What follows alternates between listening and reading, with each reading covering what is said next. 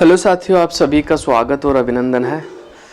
तो साथियों, जन्माष्टमी आप सभी लोगों ने मना ली होगी, तो अब आप अपनी पढ़ाई स्टडी में वापस से लग जाए।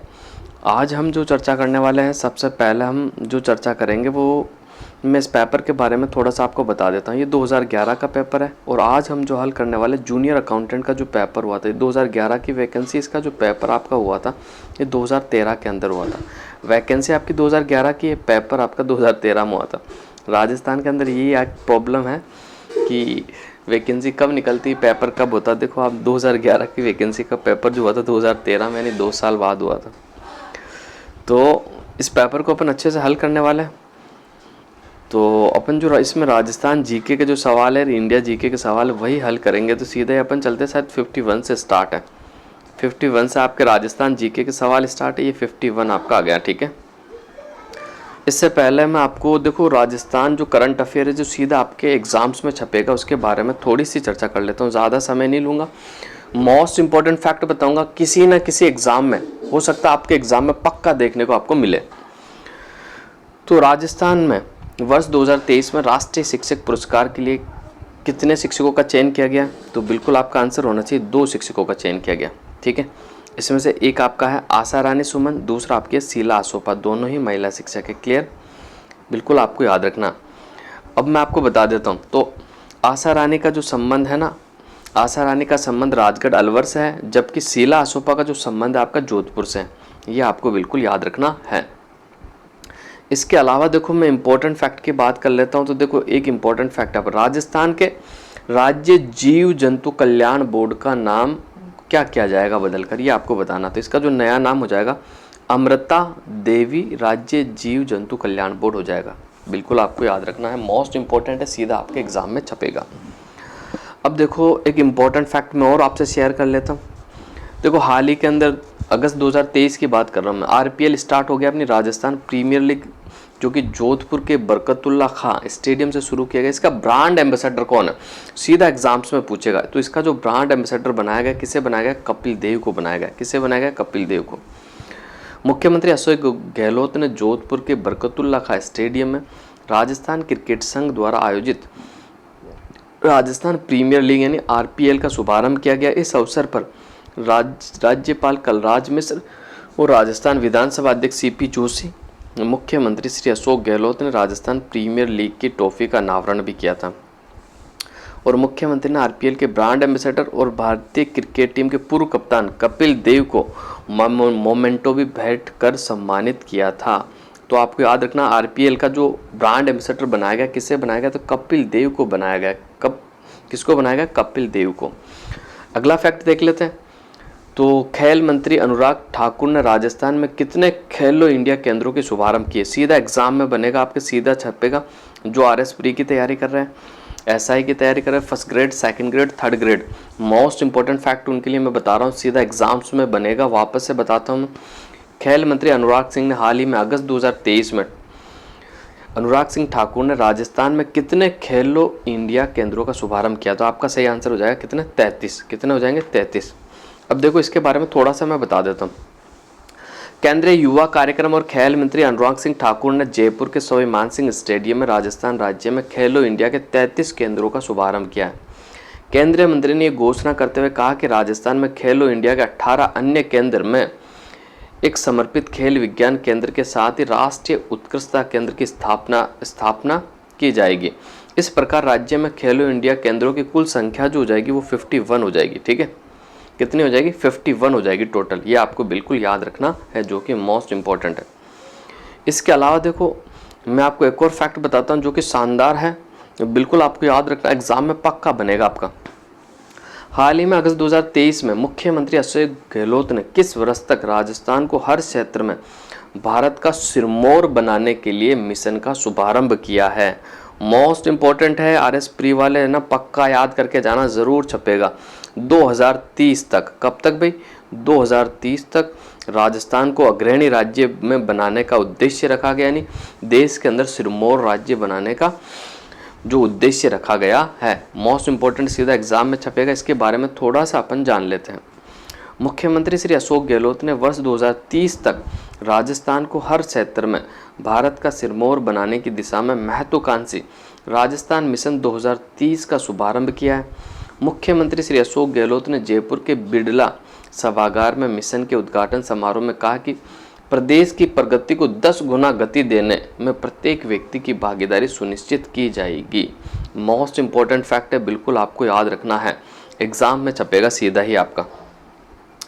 इसके अलावा मैं अगर इम्पोर्टेंट फैक्ट की बात करता हूं तो देखो, हाल ही में अगस्त 2023 में जन आधार पाने वाली राजस्थान की पहली ट्रांसजेंडर कौन बनी है? मोस्ट इंपॉर्टेंट सवाल मैं आपसे बता रहा हूँ, कौन बनी है? तो इसका जो आपका राइट आंसर हो जाएगा नूर शेखावत। कौन बनी है भाई? नूर शेखावत। बिल्कुल आपको याद रखना, सीधा आपके एग्जाम्स में बनेगा। अगला क्वेश्चन देख लेते हैं, मोस्ट इंपॉर्टेंट है।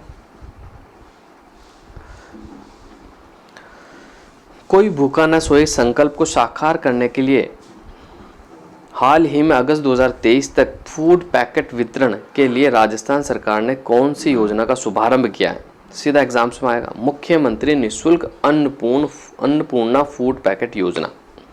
अब इस योजना के तहत राजस्थान के मुख्यमंत्री श्री अशोक गहलोत ने जयपुर में स्थित बिड़ला सभागार में आयोजित कार्यक्रम में स्वतंत्रता दिवस पर के पावन अवसर पर राज्य में मुख्यमंत्री अशोक गहलोत ने मुख्यमंत्री निःशुल्क अन्नपूर्णा फूड पैकेट योजना का शुभारंभ किया। योजना के पोस्टर का विमोचन भी किया। योजना के तहत राज्य के 1.04 करोड़ से अधिक परिवारों को निःशुल्क अन्नपूर्णा फूड पैकेट का वितरण किया जाएगा।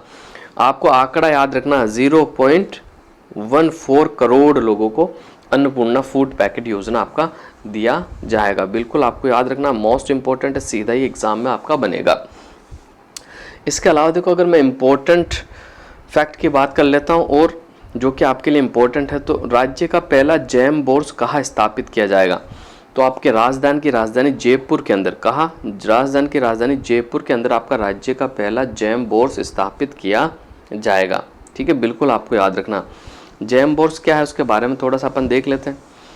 मंत्रिमंडल ने जयपुर में जैम बोर्ड की स्थापना व विकास के लिए लगभग 44,000 वर्ग मीटर भूमि आरक्षित दर पर उपलब्ध करवाने के प्रस्ताव को अनुमोदन किया है। ये भूमि जैम बोर्ड की स्थापना के लिए गठित Jaipur jam and jewellery board यानी SVP के औद्योगिक आरक्षित दर का 3 गुना दर पर 99 वर्ष की लीज पर आवंटित की जाएगी। इससे रत्नों का निर्यात को बढ़ावा मिलेगा। लगभग 60,000 लोगों को प्रत्यक्ष या अप्रत्यक्ष रूप से रोजगार भी मिलेगा। इससे राज्य के आर्थिक विकास और उन्नति की सकारात्मक प्रभाव पड़ेगा। अब बढ़ जाते हैं अपन पहला क्वेश्चन की ओर, सीधा ही पहला क्वेश्चन देख लेते हैं। पहला क्वेश्चन क्या है? तो पहला क्वेश्चन आपके सामने है गाइस, बहुत शानदार सवाल है। ये सारे फैक्ट जो मैंने करंट अफेयर के बताए जरूर आपको याद रखना, सीधा एग्जाम में बनेंगे। मैं मोस्ट इंपॉर्टेंट फैक्ट की ही बात करता हूँ, फालतू चीज़ें यानी जो एग्ज़ाम के लिए इम्पोर्टेंट नहीं है उनकी हमारे इस चैनल में कोई चर्चा नहीं होती है। एग्ज़ाम ओरिएंटेड कंटेंट ही आपको उपलब्ध करवाया जाता है। जब आपका एग्ज़ाम हो तब आप इससे अच्छे से मैच करके देख लेना, ज़रूर आपको बेनिफिट मिलेगा। तो पहला सवाल आपका है कि किस मामले में राज्यसभा लोकसभा को समतुल्य शक्ति प्राप्त है?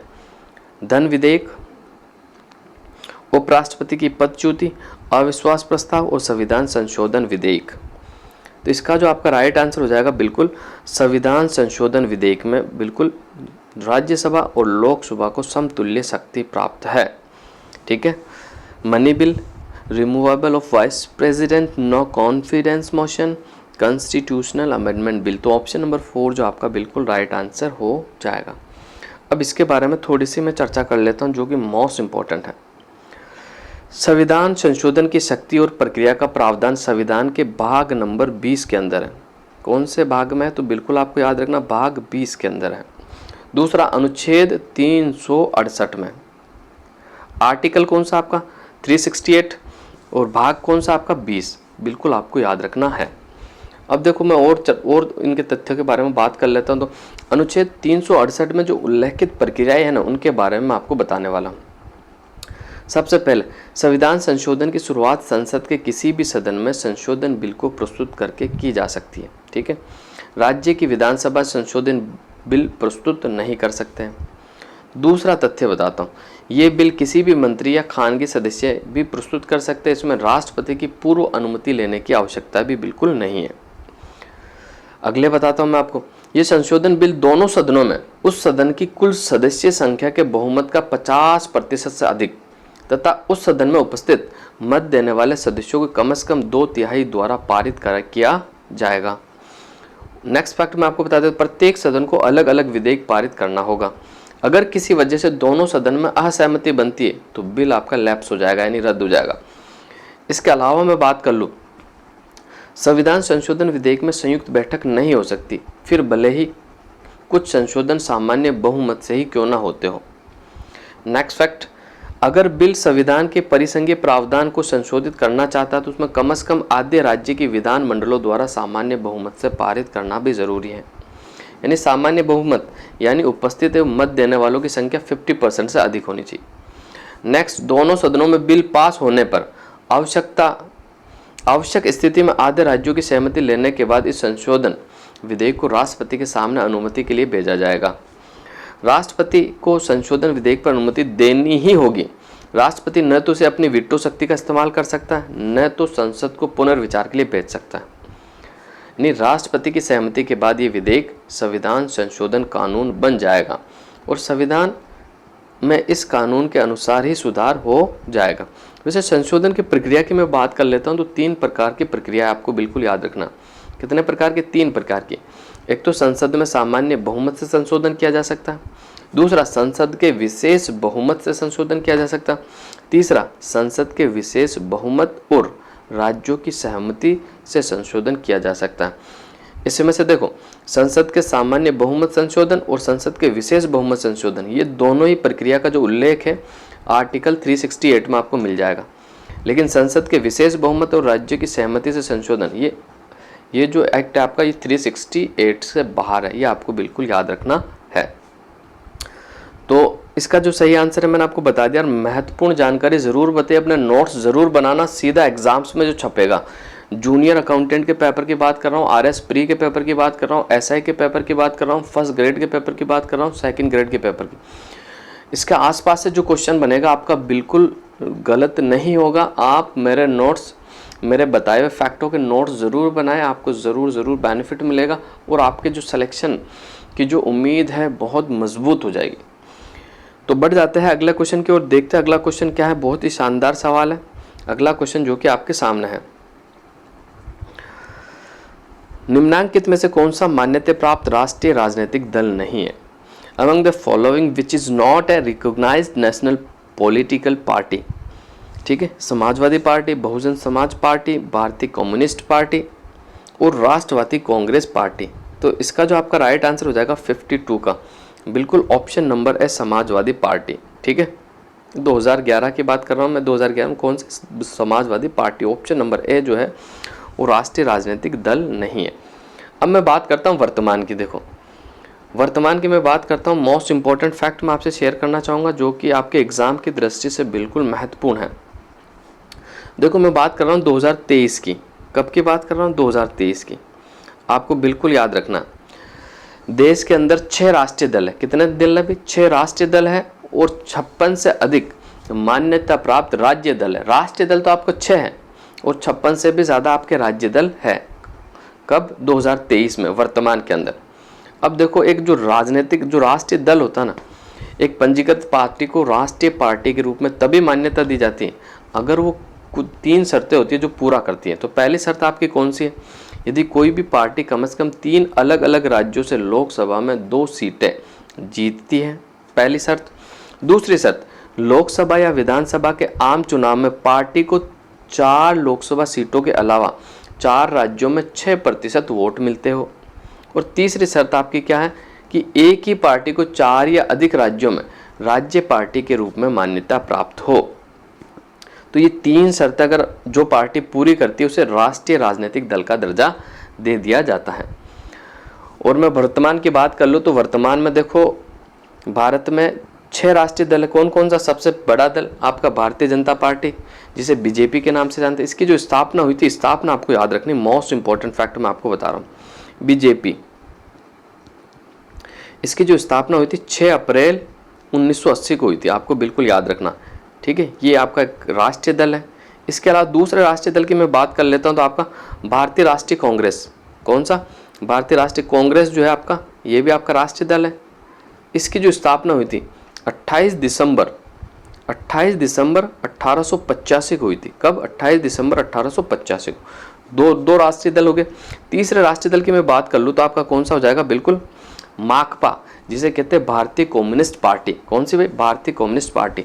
माकपा की अगर मैं स्थापना की बात कर लूँ तो माकपा की जो स्थापना हुई थी कब हुई थी? 7 नवंबर 1964 को हुई थी। ये तो आपके बीजेपी से भी पुराना राष्ट्रीय पार्टी है, राजनीतिक दल है, राष्ट्रीय राजनीतिक दल बीजेपी से भी पुराना। इसके अलावा मैं बात कर लेता हूँ तो एक आपकी आम आदमी पार्टी। आम आदमी पार्टी भी राष्ट्रीय दल है। इसकी जो स्थापना हुई थी आपकी 26 नवंबर 2012 में हुई थी। कब हुई भाई? 2012 के अंदर, 26 नवंबर 2012 में इसकी स्थापना हुई। इसके अलावा मैं बात कर लूँ तो एक आपका है बहुजन समाजवादी पार्टी, जिसे अपन बसपा कहते हैं। क्या कहते हैं भाई? बसपा। ठीक है। और इसकी जो स्थापना हुई थी 14 अप्रैल 1984। कब? 14 अप्रैल 1984 को हुई थी। आपको बिल्कुल याद रखना। बसपा का जो डंका वो कहाँ है? यूपी के अंदर। और एक आपकी जो पार्टी है नेशनल पीपुल्स पार्टी, जिसे कहते हैं अपन एनपीपी। क्या कहते हैं? एनपीपी। ठीक है। इसकी जो स्थापना हुई थी 6 जनवरी 2013 को हुई थी। तो वर्तमान में कितने राष्ट्रीय राजनीतिक दल है? तो 6 राष्ट्रीय राजनीतिक दल है। बीजेपी, कांग्रेस, माकपा, आम आदमी पार्टी, बसपा और एनपीपी। बिल्कुल आपको याद रखना है, 6 ही राष्ट्रीय दल है। इसके अलावा देखो मैं इंपॉर्टेंट तथ्यों की बात कर लेता हूँ। 10 अप्रैल 2023 को भारत के चुनाव आयोग ने 3 पूर्व राष्ट्रीय दल, एक तो आपका तृणमूल कांग्रेस टीएमसी, राष्ट्रवादी कांग्रेस पार्टी एनसीपी, भारतीय कम्युनिस्ट पार्टी सीपीआई को राष्ट्रीय पार्टी का दर्जा लैप्स कर दिया, यानी रद्द कर दिया गया। ठीक है। इसके बाद ईसीआई ने, यानी भारतीय चुनाव आयोग ने अरविंद केजरीवाल की जो आम आदमी पार्टी को राष्ट्रीय पार्टी के रूप में मान्यता दी है। मोस्ट इंपॉर्टेंट फैक्ट है जो कि मैं आपसे शेयर कर चुका हूं, बिल्कुल आपको याद रखना है। अगला क्वेश्चन देखते हैं। वर्तमान राजस्थान विधानसभा में अनुसूचित जनजातियों के लिए आरक्षित सीटों की संख्या बतानी है आपको। क्या बतानी? आरक्षित सीटों की संख्या। ये क्वेश्चन आपका डिलीट हो गया था क्योंकि अनुसूचित जनजातियों की जो संख्या है वो कितनी है? तो वो 25 सीट है। कितनी सीट है? 25 सीट है। लेकिन यह चारों ऑप्शन में आपको 25 नहीं दिया हुआ। यह आपको अनुसूचित जाति की सीटों की संख्या दे दी। पूछा अनुसूचित जनजाति है, लेकिन सीटों की संख्या कौन सी दे दी? अनुसूचित जाति की। तो जो 34 सीटें है वो तो आपकी है एससी की, और 25 सीटें है जो आपकी किनकी है? 25 सीटें जो आपकी एसटी की है।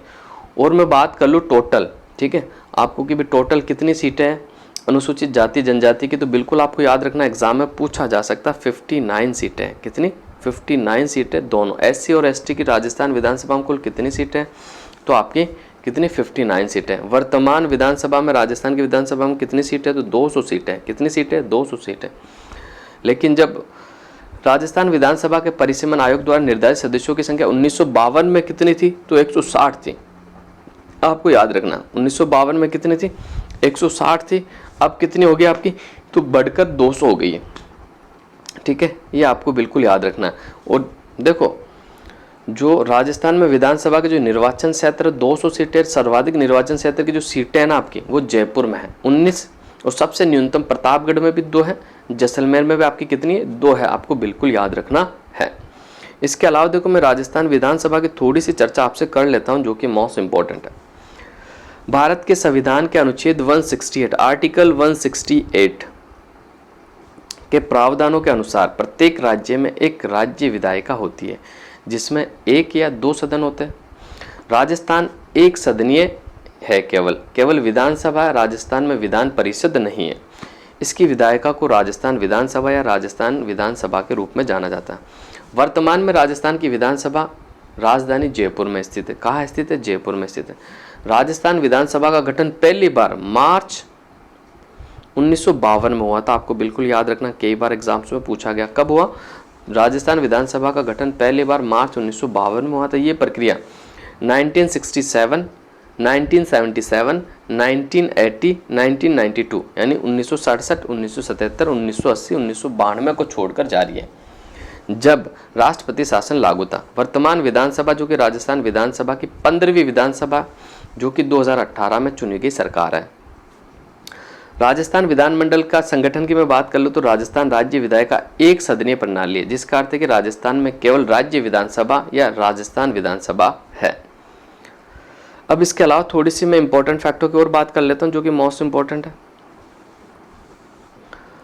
कि परिसेवन आयोग द्वारा राजस्थान में विधानसभा की सदस्य संख्या 1952 में 160 थी, यानी पहली विधानसभा में कितनी सीटें थी 160। दूसरी विधानसभा में बढ़कर आपकी कितनी होगी 176। तीसरी में बढ़कर कितनी होगी 176। चौथी में बढ़कर कितनी होगी 184। पांचवी में बढ़कर कितनी होगी 184। छठी में बढ़कर आपकी कितनी होगी तो 200 विधानसभा सीटें हो गई थी, आपको बिल्कुल याद रखना है। अब बढ़ जाते हैं अगले क्वेश्चन की ओर, देख लेते हैं अगला क्वेश्चन क्या है। अगला क्वेश्चन बिल्कुल आपके सामने है 54। तो देख लेते हैं 54 जो कि बिल्कुल आपके सामने है। राष्ट्रीय मानवाधिकार आयोग के अध्यक्ष हैं, आपको बताना है। तो 54 का जो आपका बिल्कुल राइट आंसर हो जाएगा, इसका जो राइट आंसर हो जाएगा बिल्कुल आपका 54 का कौन सा राइट आंसर हो जाएगा, ऑप्शन नंबर 2 के.जी. बालकृष्णन। उस समय कौन थे भाई, ये 2013 की बात हो रही है, तो उस समय जो मानवाधिकार आयोग के अध्यक्ष थे के.जी. बालकृष्णन थे। और अगर मैं वर्तमान की बात कर लेता हूँ तो वर्तमान के अंदर जो है वो अरुण कुमार मिश्रा है। कौन है भाई, 2021 से राष्ट्रीय मानवाधिकार आयोग के जो अध्यक्ष है वो कौन है, अरुण कुमार मिश्रा, बिल्कुल आपको याद रखना है। हत्ता कि ये जो अपना 53 क्वेश्चन था ना, ये डिलीट हो गया था, ठीक है, क्योंकि इसके अंदर मैंने आपको पहले ही बता दिया है। आपको सीटें तो पूछी एसटी की, लेकिन एसटी की सीटें चारों ऑप्शन में नहीं है, एससी की सीटें आपकी दी हुई है 34, इसलिए आपका क्वेश्चन डिलीट हो गया था, ठीक है। अगला क्वेश्चन देख लेते हैं अपन 55।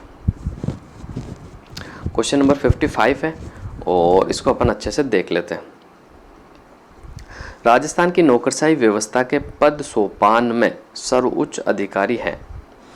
The highest officer in hierarchy of Rajasthan bureaucratic setup is मुख्य सचिव, प्रमुख सचिव, कैबिनेट सचिव और सचिव मुख्यमंत्री। तो इसका जो आपका राइट आंसर हो जाएगा कौन सा, ऑप्शन नंबर ए जो है आपका बिल्कुल राइट आंसर हो जाएगा। ऑप्शन नंबर जो है मुख्य सचिव यानी chief secretary, option number A जो है आपका बिल्कुल राइट आंसर हो जाएगा। अब मैं थोड़ी सी बात कर लेता हूँ। देखो वर्तमान में जो मुख्य सचिव है वो कौन है, तो वर्तमान में जो मुख्य सचिव है राजस्थान की वो उषा शर्मा है, बिल्कुल आपको याद रखना कौन है, उषा शर्मा, ठीक है। राजस्थान के नए मुख्य सचिव राजस्थान कैडर 1985 के बैच के आईएएस अधिकारी उषा शर्मा को नियुक्त किया गया। उषा शर्मा राजस्थान की दूसरी महिला मुख्य सचिव थी। तो सर पहले मुख्य सचिव कौन थी, तो पहली जो मुख्य सचिव थी वो कुशल सिंह थी। कौन थी, पहली महिला मुख्य सचिव कुशल सिंह थी, आपको बिल्कुल याद रखना है। देखो लोक सेवका का जो सर्वोच्च प्रशासनिक अधिकारी होता है ना, वो शासन सचिव होता है आपका, कौन होता है, शासन सचिव। जबकि सचिवालय को राजस्थान सरकार का हृदय कहा जाता है। मुख्य सचिव कहाँ बैठता है, तो राजस्थान सचिवालय में बैठता है, और सचिवालय को राजस्थान सरकार का हृदय माना जाता है। राज्य में राजस्थान शासन का जो सर्वोच्च कार्यालय है वो सचिवालय आपका, जिसका प्रधान जो होता है वो मुख्य सचिव होता है। कौन होता है, मुख्य सचिव होता है। राजस्थान सचिवालय की स्थापना कब हुई थी, 13 अप्रैल 1949, बिल्कुल आपको याद रखना, एग्जाम्स में पूछा जाता है 13 अप्रैल 1949 के अंदर, ठीक है। राजस्थान सचिवालय की जो स्थापना हुई 13 अप्रैल 1949। इसका मुख्यालय आपका कहाँ है, तो बिल्कुल आपका जयपुर के अंदर है। कहाँ है, जयपुर के अंदर है, आपको बिल्कुल याद रखना है। इसके अलावा देखो मैं बात कर लेता हूँ आपके लॉर्ड वेलेस्ली की काल की। 1798 में केंद्रीय सचिवालय के पुनर्गठन कर मुख्य सचिव का पद सृजित कर देश का प्रथम मुख्य सचिव कौन था आपका, जॉर्ज हिलेरी बालो। कौन था, जॉर्ज हिलेरी बालो। पूरे भारत देश का जो प्रथम मुख्य सचिव बना था अंग्रेजी काल के अंदर, तो जॉर्ज हिलेरी बालो था। कौन था, जॉर्ज हिलेरी बालो। वापस से बता देता हूँ मैं, जॉर्ज हिलेरी बालो। कौन था, जॉर्ज हिलेरी बालो, बिल्कुल आपको याद रखना। राज्य सचिवालय का प्रशासनिक प्रमुख मुख्य सचिव तथा राजनीतिक प्रमुख जो होता है वो मुख्यमंत्री होता है। कौन होता, मुख्यमंत्री होता है। देखो मैं आपको थोड़ा सा जिसको स्पेस करके अच्छे से बताता हूँ। प्रशासनिक संरचना में सबसे पहले आता आपका मुख्य सचिव, मुख्य सचिव के बाद आता अतिरिक्त मुख्य सचिव, फिर आता आपका प्रमुख शासन सचिव, फिर आपका आता सचिव, फिर आपका आता संयुक्त सचिव, फिर आपका आता उप सचिव, फिर आपका आता सहायक सचिव यानी अवर सहायक सचिव, फिर आपका आता कार्यालय अध्यक्ष, अधीक्षक, फिर आपका आता है सहायक अधीक्षक, फिर आपका आता है सहायक प्रशासनिक अधिकारी, बिल्कुल आपको याद रखना। फिर आपका स्टेनो या टाइपिस्ट आता है, फिर आपका आता है चतुर्श्रेणी कर्मचारी। ये तो आपका प्रशासनिक संरचना का ढांचा हो गया। जबकि मैं राजनीतिक संरचना के ढांचे की बात करता हूँ, सबसे पहले आपका मुख्यमंत्री, कैबिनेट मंत्री, राज्य मंत्री और उप मंत्री।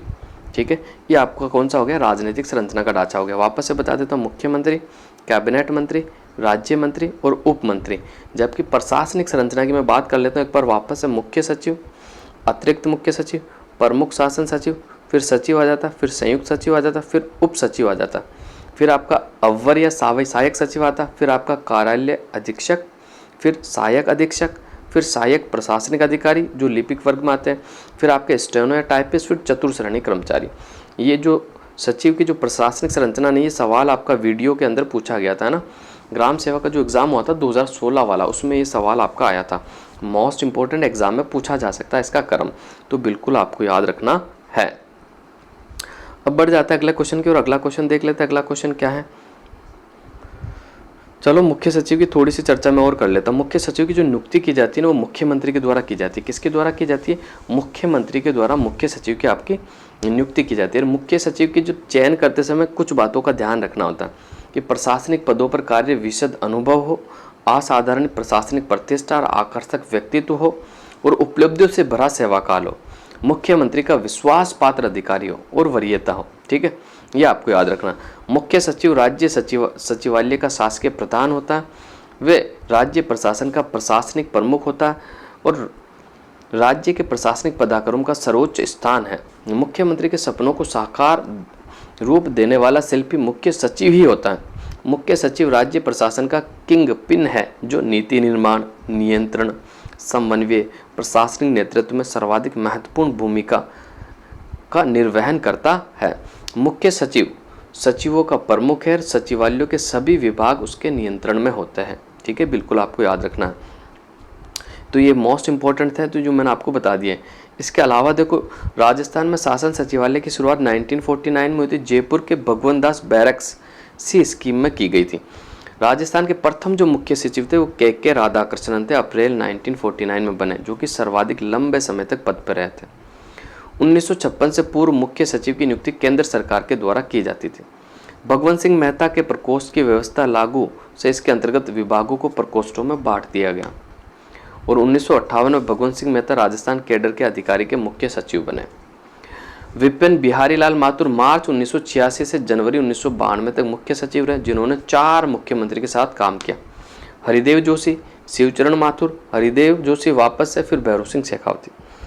और राजस्थान की जो पहली मुख्य सचिव थी, मैंने जैसे पहले आपको बता दिया था, कुशल सिंह, इनका जो कार्यकाल था 2009 से 2011 के मध्य।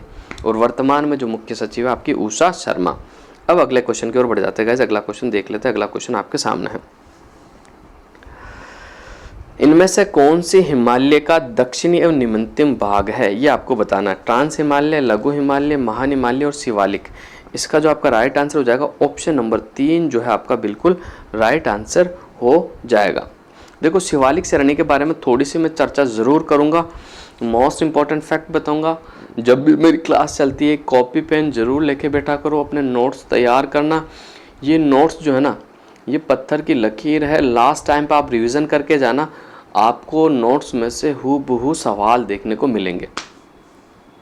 तो शिवालिक श्रेणी को बाह्य हिमालय या बाहरी हिमालय के नाम से भी जाना जाता है। शिवालिक श्रेणी मुख्य हिमालय की नवीनतम श्रेणी है, लेटेस्ट रेंज है। शिवालिक श्रेणी का जो निर्माण हुआ था वो वृहद हिमालय से निकलने वाली नदियों द्वारा लाए गए अवसादों से होता है। शिवालिक श्रेणी की औसत ऊंचाई 900 से 1100 मीटर है, 500 से 1500 मीटर रेंज तक। शिवालिक श्रेणी की चौड़ाई की बात कर लो तो 10 से 50 किलोमीटर है। कितनी है? 10 से 50 किलोमीटर, बिल्कुल आपको याद रखना है। इसके अलावा शिवालिक श्रेणियों में बहुत सी पहाड़ियाँ शामिल है, अर्थात शिवालिक श्रेणियाँ अलग अलग क्षेत्र में अलग अलग प्रादेशिक नाम है। जैसे जम्मू की पहाड़ियाँ जम्मू कश्मीर में, दूधवा या धांग उत्तराखंड में, चूड़िया घाट नेपाल में, दाफना, मीरी, अबोर, मिसमी अरुणाचल प्रदेश में। शिवालिक और मध्य हिमालय के बीच अनुदैर्ध्य घाटी भी स्थित है, जिन्हें पश्चिमी हिमालय में दून और पूर्वी हिमालय में द्वार कहा जाता है। ठीक है, दून के उदाहरण जैसे मैं आपको बता दूं, देहरादून, कालका दून, नालागढ़ दून, हरिके दून और कोटा दून। ठीक है। इसके अलावा आपका हो जाएगा कोटली दून और पाटली दून। जबकि द्वार के मैं आपको उदाहरण बता दूं तो निहांग द्वार, अलीपुर द्वार, ठीक है, ये मोस्ट इंपॉर्टेंट आपके जो है। दून का उपयोग चावल की खेती के लिए और द्वार का उपयोग चाय की खेती के लिए किया जाता है। चाय की खेती को रोपण कृषि कहते हैं। क्या कहते हैं? रोपण कृषि। जबकि पंजाब और हिमाचल प्रदेश में मानसून के दौरान शिवालिक श्रेणियों में स्थायी धाराओं का निर्माण होता है, जिन्हें स्थानीय भाषा में चोस कहते हैं। क्या कहते हैं? चोस। चोस के कारण ही शिवालिक श्रेणी अपरदित हो जाती है। तो ये फैक्ट भी आपको बिल्कुल याद रखना है, मोस्ट इंपॉर्टेंट फैक्ट है। तो बढ़ते हैं नेक्स्ट क्वेश्चन की ओर, देखते हैं अगला क्वेश्चन आपका क्या है। भारत में सबसे अधिक सोना उत्पादक राज्य है कौन सा है?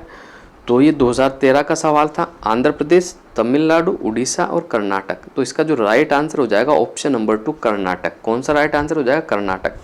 और वर्तमान की बात कर लो तो वर्तमान में भी सर्वाधिक सोना आपके कर्नाटक में ही निकलता है।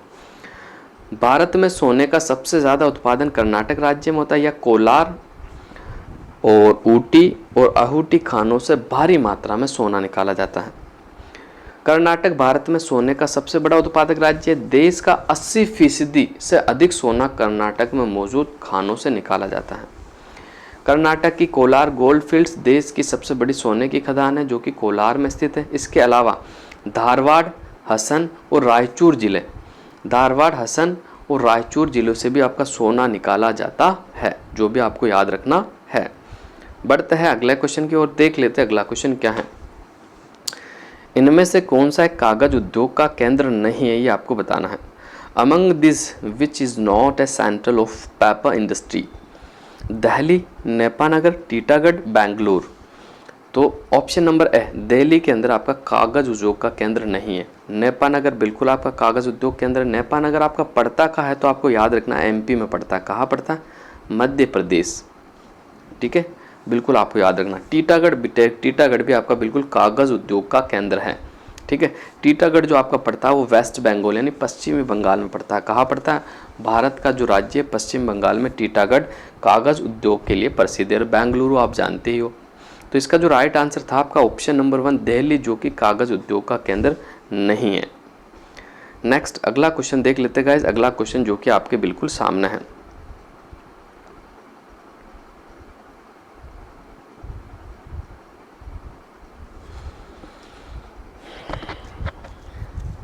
राजस्थान में अरावली श्रेणियों की दिशा है। The direction of the Aravalli ranges in Rajasthan is उत्तर पूर्व से दक्षिणी पूर्व, दक्षिणी पश्चिम से उत्तर पूर्व, उत्तर पश्चिम से दक्षिणी पश्चिम, दक्षिणी पश्चिम से उत्तर पश्चिम। तो इसका जो आपका राइट आंसर हो जाएगा बिल्कुल ऑप्शन नंबर 2 जो है आपका बिल्कुल राइट आंसर हो जाएगा। South west to north east यानी दक्षिण पश्चिम से उत्तर पूर्व की ओर राजस्थान के अंदर आपकी अरावली फैली हुई है। ऑप्शन नंबर 2 जो है आपका बिल्कुल सही आंसर होगा। अब देखो राजस्थान को 4 भौगोलिक प्रदेश में बांटा गया है। एक तो आपका अरावली, एक आपका मरुस्थलीय प्रदेश, एक आपका पूर्वी मैदान, एक आपका दक्षिणी पूर्वी प्रदेश जो इसे पठारी प्रदेश, हाड़ौती पठार के नाम से जाना जाता है। तो अरावली की मैं बात कर लेता हूँ।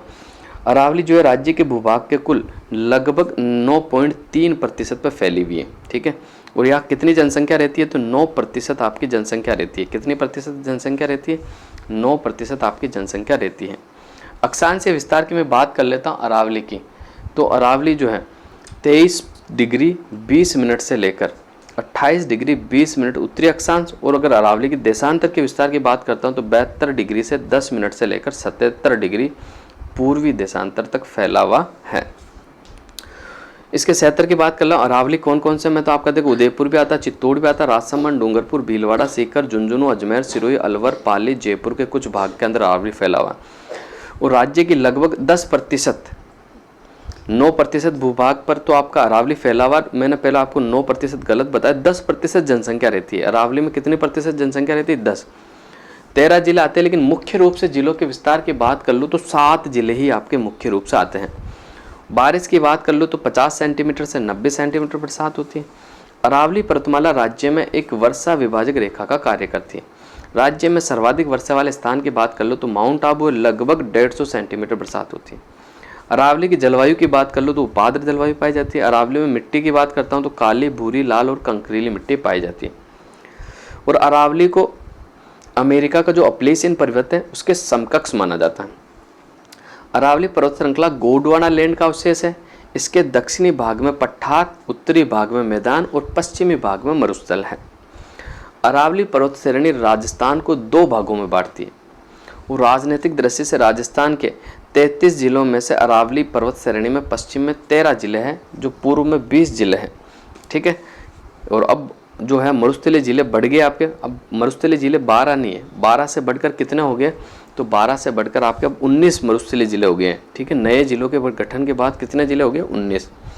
अरावली देखो एक वलित पर्वतमाला है जिसका निर्माण प्री कैम्ब्रियन युग में हुआ था, बिल्कुल आपको याद रखना है। रेगिस्तान का मार्च किसे कहते हैं, तो रेगिस्तान का जो आगे बढ़ता है उसे रेगिस्तान के मार्च के नाम से जाना जाता है। अरावली पर्वत श्रृंखला की कुल लंबाई जो है 692 किलोमीटर है। कितनी है, 692 किलोमीटर। अरावली खेड़ बर्मा पालनपुर गुजरात से गुजरात, राजस्थान, हरियाणा होते दिल्ली के रायसीना हिल्स तक विस्तृत है। अरावली श्रृंखला की जो राजस्थान में लंबाई की मैं बात करता हूँ, राजस्थान में जो लंबाई है कितनी है, 550 किलोमीटर, जबकि कुल लंबाई की मैं बात कर लेता हूँ तो 692 किलोमीटर। 692 किलोमीटर कितनी लंबाई, 692 किलोमीटर है, बिल्कुल आपको याद रखना है। और इम्पोर्टेंट फैक्ट मैं आपको बताता हूँ, देखो राजस्थान में अरावली श्रृंखला सिरोही से खेतड़ी झुंझुनू के उत्तर पूर्व तक फैली हुई है। ठीक है, ये पर्वत श्रेणी राज्य के विकर्ण के रूप में दक्षिणी पश्चिम से उत्तर पूर्व की ओर विस्तृत है। अरावली की चौड़ाई उदयपुर से और डूंगरपुर के तरफ दक्षिणी पूर्व से बढ़ने लगती है।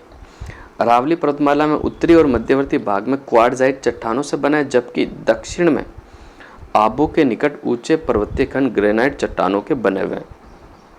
राजस्थान में कम वर्षा होने का प्रमुख कारण अरावली पर्वत श्रृंखला का मानसून पवनों के समांतर होना है। ठीक है, और अरावली पर्वतमाला की औसत ऊंचाई की बात कर लेता हूँ तो 930 मीटर है। कितनी, 930 मीटर, याद रखना, कई बार एग्जाम में पूछा गया। अरावली को अध्ययन के आधार पर 4 भागों में बांटा जा सकता है। आबू पर्वतखंड, मेवाड़ पहाड़ियाँ, मेरवाड़ा पहाड़ियाँ और उत्तरी पूर्वी पहाड़ियाँ यानी शेखावटी की पहाड़ियाँ, तो 4 भागों में बांटा जा सकता है। तो ये अरावली का था। अब बढ़ जाते हैं अगले क्वेश्चन की ओर। अगला क्वेश्चन देखते हैं, अगला क्वेश्चन आपके सामने है। राजस्थान में 2001 से 11 तक दशाब्दी जनसंख्या वृद्धि का प्रतिशत इनमें से कौन सा है, तो उस समय जो था आपका 21.4 था और वर्तमान में अंतिम जनगणना के अनुसार कितना था, तो 21.3 आपको बिल्कुल याद रखना है। इसके बारे में कुछ इंपॉर्टेंट फैक्टों की देखो मैं बात कर लेता हूँ, बिल्कुल अपने नोट्स में ज़रूर ऐड करना। मोस्ट इंपॉर्टेंट फैक्ट मैं आपको बता रहा हूँ। निरपेक्ष वृद्धि कितनी हुई थी 2001 से 11 तक जनसंख्या वृद्धि की मैं बात कर लेता हूँ, तो बिल्कुल आपको याद रखना है 12,041,249। ठीक है, 1,20,41,239। ठीक है, जो कि कितना प्रतिशत है, तो 21.3%। राजस्थान की जनसंख्या वृद्धि दर कितना प्रतिशत है, तो 21.3%। अगर मैं बात कर लूँ पुरुष संख्या में जो वृद्धि हुई, पुरुषों की संख्या में जो वृद्धि हुई कितनी है, तो बिल्कुल आपको याद रखना 20.8%, जबकि महिला की संख्या में जो वृद्धि हुई कितनी हुई, तो 21.8%। ठीक है, 20.8 तो आपके पुरुषों की संख्या में वृद्धि हुई और महिला की संख्या में जो वृद्धि हुई 21.8 हुई है, जो कि आपको बिल्कुल याद रखना। ग्रामीण जनसंख्या के देखो, ये सवाल आपका एग्जाम में पूछा जाएगा। ग्रामीण जनसंख्या में 10 के वृद्धि दर कितना है, तो 19% है। कितना, 19%। जबकि शहरी जनसंख्या में 10 के वृद्धि दर कितना है, तो 29% है। कितना है, 29% आपको बिल्कुल याद रखना है। अब मैं बात करूंगा आपको, देखो सर्वाधिक 10 के वृद्धि दर वाले 5 जिलों के बारे में। सबसे ज़्यादा तो है आपके किसकी, बाड़मेर की 32.5%। फिर आपका आता है जैसलमेर 31.8%। फिर आपका आता है जोधपुर 27.7%। फिर आपका आता है बांसवाड़ा 26.5%। और फिर आपका आता है जयपुर जो कि 26.2%। आपको बिल्कुल याद रखना। वापस से बता देता हूँ, सबसे ज़्यादा 10 के वृद्धि दर जो जिला आपका कौन सा, बाड़मेर है। कितनी वृद्धि रही, तो 32.5%। फिर दूसरा जिला आपका जैसलमेर 31.8%।